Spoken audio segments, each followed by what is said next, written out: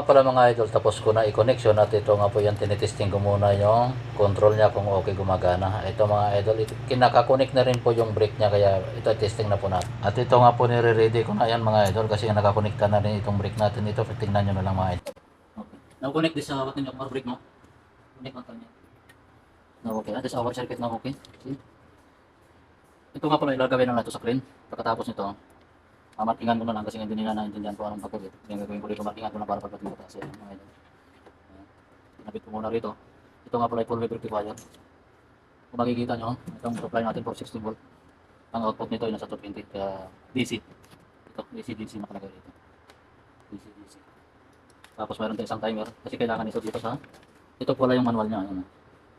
Dito yung manual niya, ito yung timer nakalagay dito 0.3 seconds. Ayan mga idol, tapos mayroon siyang ginamitang auxiliary dito. Yung 4 and 5, kaya yung ginawa ko rito, ito, dinamper ko na lang. Okay. Testing natin na may brake.